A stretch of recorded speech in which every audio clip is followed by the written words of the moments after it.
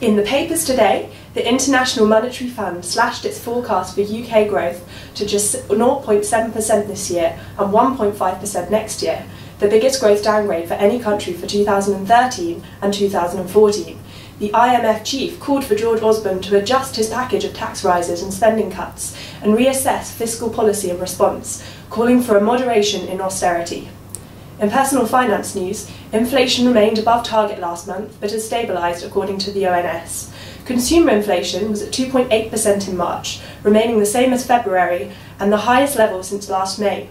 The Bank of England expects inflation to rise about 3% this year. Last night, Sir Mervyn King, head of the Bank of England, outlined reform in banking in response to the financial crisis, stating, "In monetary policy, we have moved into uncharted territory."